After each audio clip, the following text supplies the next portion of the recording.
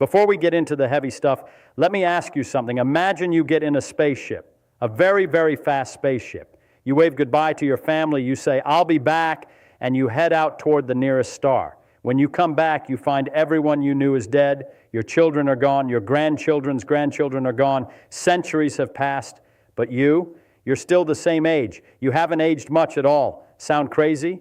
Well, that's exactly what Einstein's theory tells us would happen, and I want to explain why. The key to understanding all of this is something called time dilation. Now, before you think this is some sort of fancy, abstract mathematical idea that only physicists care about, let me tell you, it's real. We've measured it. We can see it happening right now with atomic clocks on satellites orbiting Earth. The clocks in orbit run slower than the clocks on the ground, not by much, mind you. An astronaut on the International Space Station ages about 0.007 seconds less for every 6 months compared to people on Earth. It's tiny, but it's real. But the interesting thing is, as you go faster, and I mean really, really fast, close to the speed of light, this effect gets bigger, much bigger, dramatically bigger. And that's where interstellar travel comes in. Now here's the thing about the universe that took Einstein to realize, and it's so important. The speed of light is always the same. It doesn't matter who measures it or how fast they're moving. Light always travels at about 300,000 kilometers per second, always. That's not an approximation. That's a law of nature. And this has the most peculiar consequence. Time is not absolute. Time is not the same everywhere. Time depends on how fast you're moving. Let me try to paint a picture for you. Imagine you and a friend are identical twins. Your friend stays here on Earth. You get in a spaceship and you travel to a nearby star at, let's say, 80% the speed of light. For you, the journey feels normal. You eat breakfast, you work, you sleep, you exercise, you read books. Your clocks tick at their normal rate. The watch on your wrist keeps time just like it always does. But from the perspective of your twin back on Earth, something weird is happening. Your clock is ticking slower. You're aging slower. When you come back, let's say the star was 4 light years away, you would have aged only a few years. But your twin has aged much, much more. Your twin might be old now. This is not science fiction. This is what the math tells us. Now you might be thinking, wait a minute, Feynman, how is that fair? From my perspective on the ship, I'm moving at constant velocity. From my perspective, I should see the twin on Earth as the one moving. So shouldn't Earth time be the one that's running slower? And that's a really good question. That's the kind of question that bothered physicists for a long time. It's called the twin paradox. But here's the thing. The situation isn't symmetric. The twin on Earth is always in one reference frame. The twin on the ship has to accelerate to get up to speed, coast, then decelerate and reverse direction and accelerate again, coast again, and decelerate to come home. That acceleration and deceleration breaks the symmetry. The traveling twin is the one undergoing acceleration, and that's what matters. And when you do the calculation and the math works out perfectly, the traveling twin ages less. It's not a matter of opinion. It's not a matter of perspective. The traveling twin will have aged less than the one on Earth. That's a fact written into the geometry of space-time itself. But here's where it gets really interesting. Let me give you some concrete numbers. The nearest star system to us is Alpha Centauri. It's about 4.3 light years away. Now, what does that mean? It means that light from that star takes 4.3 years to reach us. So if you wanted to go there, and you went at 80% the speed of light, it would take you 5.4 years to get there from Earth's perspective. But from your perspective, from your clock, it would only take about 3.2 years. You'd age about 3.2 years on the journey out. Then you spend a little time there, maybe looking around, maybe a few months, and then you turn around and come back the same way. Another 3.2 years from your perspective. So all told, you've aged maybe 7 years, 8 years if you hung around for a while. When you come back to Earth, 70 or 80 years have passed. Now, if you're thinking about going somewhere a little farther, say a nearby star system that's 10 light years away, things get worse. If you go at 90% of the speed of light, you'd experience maybe 20 years of travel time. But on Earth, 50 years would have passed, half a century. Everyone you knew is different. Your children are old. Your grandchildren are your age. It's like you've traveled into the future. But the universe doesn't really care about being kind to us, does it? If you really want to go somewhere interesting, somewhere worth going to, the numbers get almost absurd. Let me give you another example. Imagine you wanted to go to the center of the Milky Way galaxy. That's about 30,000 light years away. Now, if you could somehow maintain 1 g of acceleration, that's Earth gravity, nice and comfortable for the crew. Throughout the entire journey, you could actually get there and back in about 40 years of your time. 40 years. You'd hardly age. Your body would barely change. You'd read some books, watch some movies, work on your hobby, whatever. But here's the thing. When you came back to Earth, over 60,000 years would have passed. 60,000 years.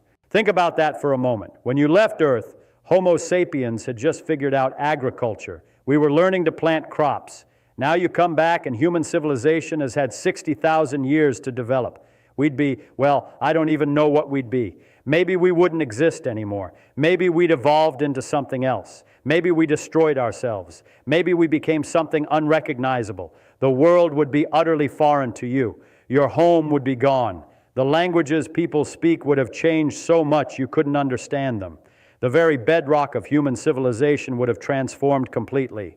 And that's the tragedy, you see. That's the real tragedy of interstellar travel. It's not the danger. It's not even the difficulty of building a spaceship that can go that fast. The tragedy is mathematical. It's written into the fabric of reality. As you go faster, as you travel farther, the cost of that journey isn't measured in fuel or energy or even danger. It's measured in time. It's measured in years and centuries and millennia that you leave behind you.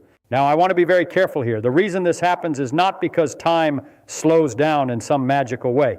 What I mean is time is not separate from space. They're woven together.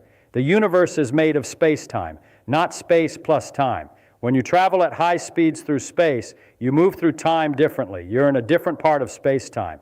It's not that your clock is running slow. I want to be very precise about this. It's that the geometry of space-time has changed for you. You're experiencing time along a different path through space-time than someone sitting still on Earth.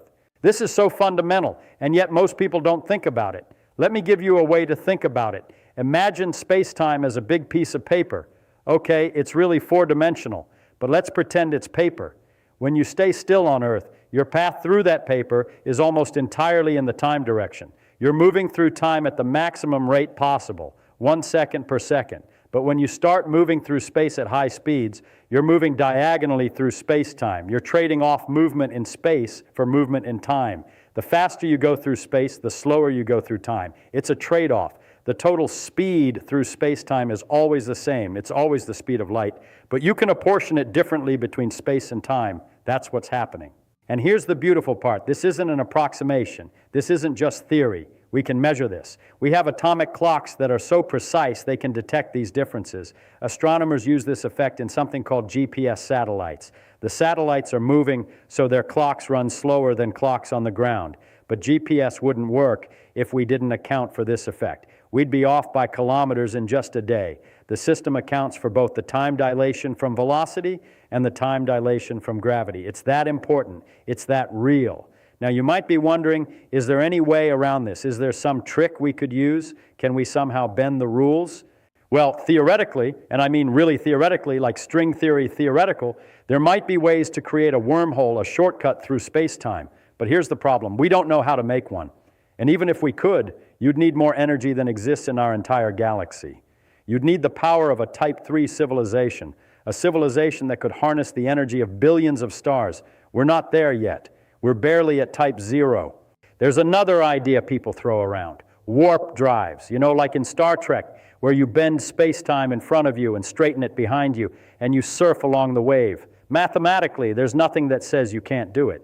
But again, the energy requirements are astronomical, literally. And we'd need something called negative energy, which we've never seen in any macroscopic amount. There's something in quantum mechanics called the Casimir effect that shows negative energy might exist, but it's tiny, way too tiny to be useful. So realistically, with the physics we know and understand, there's no way around this problem. But here's what's fascinating to me. We know this now. We've known it for 100 years. And yet, we still dream about going to the stars. We still imagine it.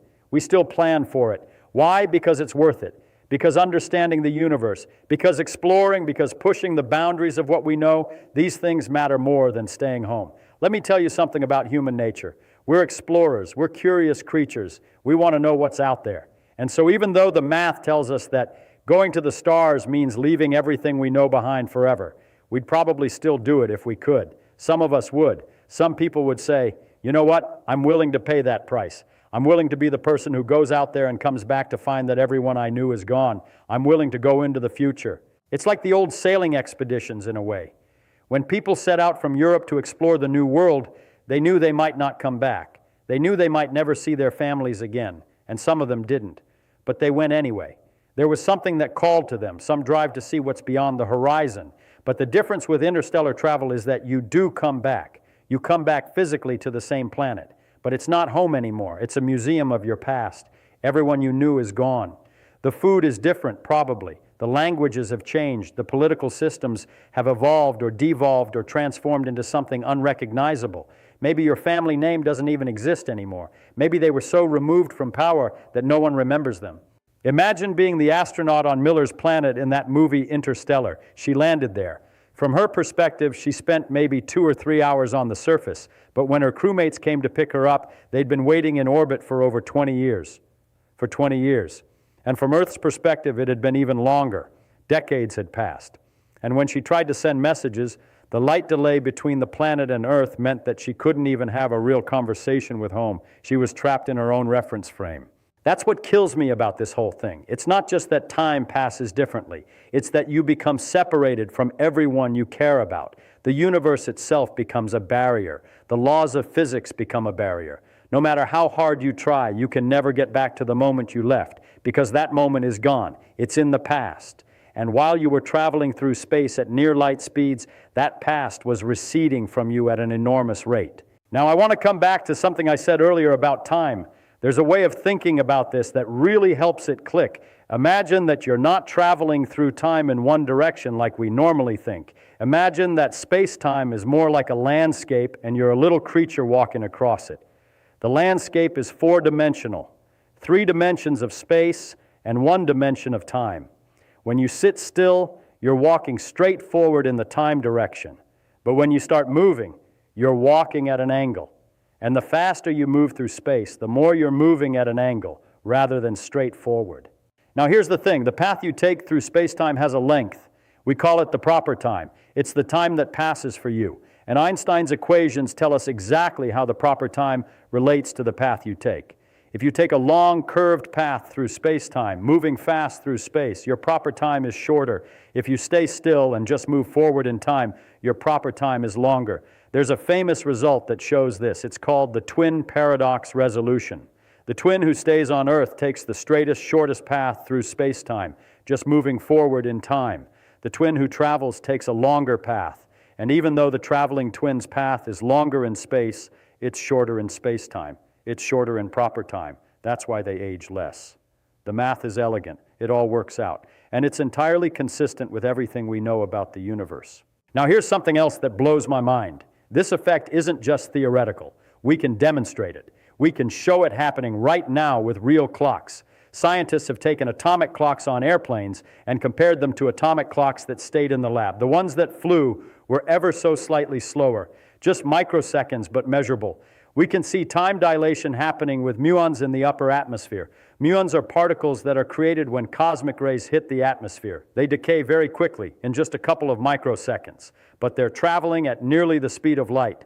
And because of time dilation, their clocks are running slow. They live longer in our reference frame. If we didn't account for time dilation, muons from the cosmic rays wouldn't reach the Earth's surface very often. But they do, because their internal clock is running slow. They experience a longer lifetime. It's real. It's measurable. It's not a mathematical abstraction. But the stakes are so much higher when you're talking about human travel, when you're talking about leaving Earth and going to the stars and coming back. You know what I think is really interesting? There are scientists working on ideas to try to minimize this effect or work around it. Some of them talk about things like time tacking, literally steering through time by oscillating around the speed of light, trying to stay in a region where time doesn't pass as quickly. Some of them talk about using quantum mechanics in ways we haven't figured out yet. Some theorists suggest that maybe space-time has some structure we don't understand that could allow for shortcuts. But all of these are speculative. All of these are maybes. The physics we actually know, the physics we've tested and verified over and over, says there's no way around it. Time dilation is a feature of space-time. It's not a bug. It's not a limitation of our technology. It's a limitation of reality itself. And that's what I want you to sit with for a moment. That's what makes this so profound. We're not limited by our rockets or our engineering or our materials. We're limited by the actual structure of the universe. The laws of physics themselves say that you cannot go to the stars and come back home to the same world you left. That's just not possible. Unless we discover something completely new, unless there's something about the universe we don't understand at all. Maybe there's some property of space-time that allows for these shortcuts. Maybe there's some loophole in relativity that we haven't found yet. But based on everything we know, based on 100 years of experimental confirmation, based on tests that have been done tens of thousands of times, I'm not holding my breath. So let's say you accept this. Let's say you're an astronaut, and you've accepted that you're going on a one-way trip to the stars. You can come back physically to Earth, but you can't come back to your time. You can't come back to the people you loved. What then? Well, I think some people would still do it. I think humans are strange creatures in this way. We're willing to sacrifice a lot for knowledge. We're willing to sacrifice a lot for discovery. There's something deep in human nature that drives us to explore, even if the cost is everything. But I also think it changes the whole nature of space exploration. Instead of sending individuals, instead of sending crews that expect to return, maybe we'd send generation ships. Ships that would take centuries to reach their destination. Ships where multiple generations would be born, live, and die. And maybe those ships would send back information via radio or laser. And maybe that's how we'd explore the universe. Not by sending people who expect to return, but by sending people who accept that they and their descendants are leaving Earth forever. Or maybe we'd send machines. Maybe we'd send robots and probes and artificial intelligences that don't need to age, that don't need to worry about coming back. Maybe that's the practical solution. But here's the thing. Neither of those is as romantic as the idea of humans going out there and coming back, is it? Neither of those captures the same sense of adventure. Neither of those answers that deep human drive to explore. And maybe that's the tragedy. Maybe the tragedy isn't just that you can't go home. Maybe the tragedy is that we now know you can't go home. We can do the calculations. We know what will happen. And so there's no more mystery. There's no more hope that somehow, some way, you could beat the system. You can't. The system is the universe itself. But you know what? Maybe there's something beautiful in that too. Maybe there's something beautiful in accepting the reality of the universe as it is. Maybe there's something beautiful in understanding that this is how things work and still choosing to reach for the stars anyway. That's what I think about when I think about interstellar travel. I don't think about the triumph of technology. I think about the human spirit that would look at these enormous, impossible barriers written into the very laws of physics, and would choose to go anyway. Because that's what we do. We explore, we're curious, and we're willing to pay the price for knowledge, even if the price is everything.